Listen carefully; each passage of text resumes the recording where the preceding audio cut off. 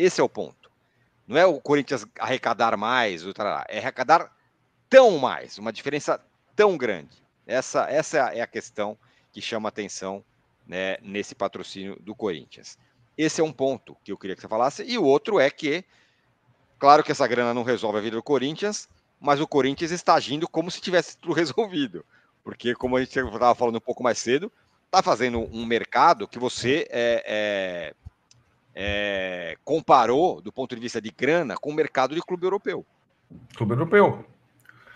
Então, para mim, mais impressionante do que o tal patrocínio, que eu concordo com o que o Mauro falou, acho que é a esclarecer, a averiguar, a se certificar nesse novo momento dos sites de apostas no Brasil, sobretudo envolvendo sites brasileiros.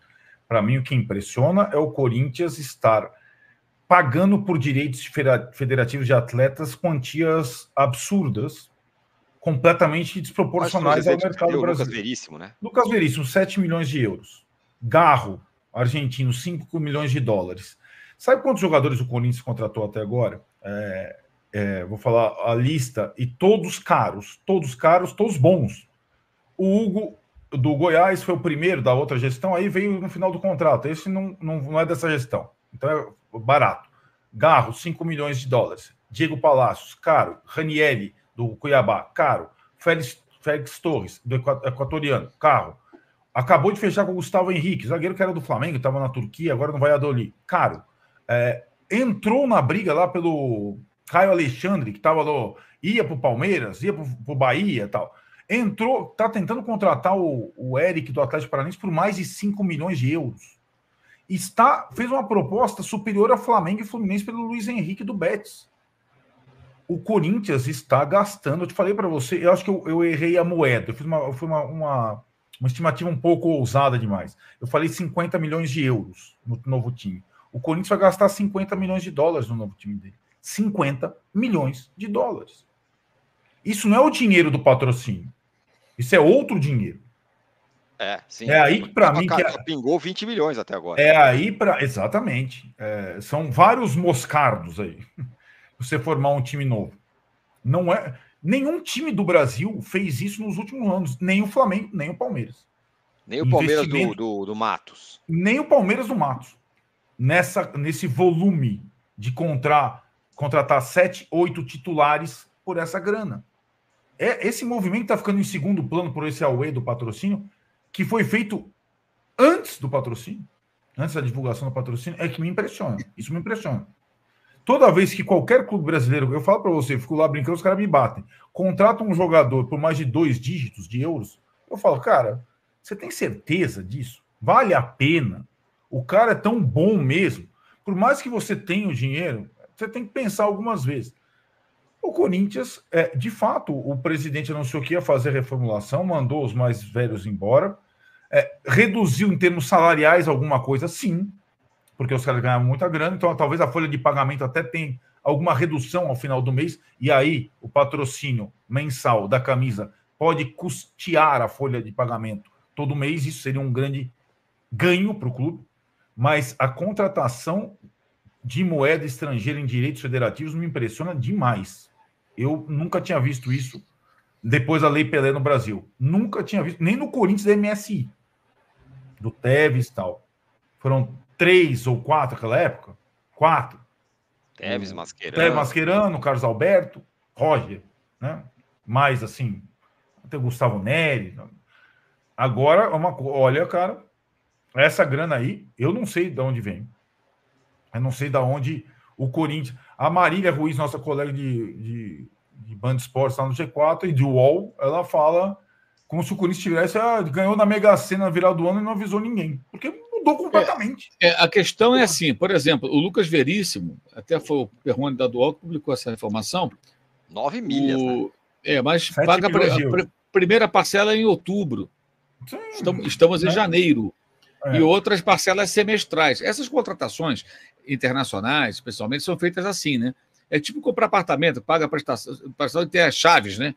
Intermediárias, parcelas intermediárias. Só que não tem a mensal, são só as intermediárias, que são pancadas, são fortes.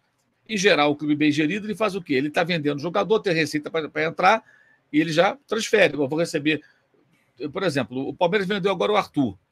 Então ele vai ter lá, o Vicente me paga tantos milhões aqui, tantos ali, tantos ali. Eu vou contratar outro atacante, ele vai contratar outro atacante. Ele pode fazer a mesma coisa, ele vai só transfere.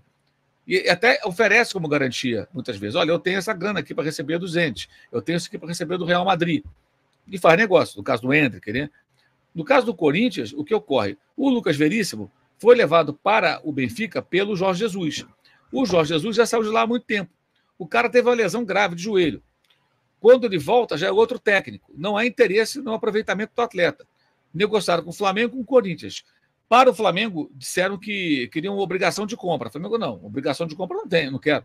O jogador está vindo de lesão.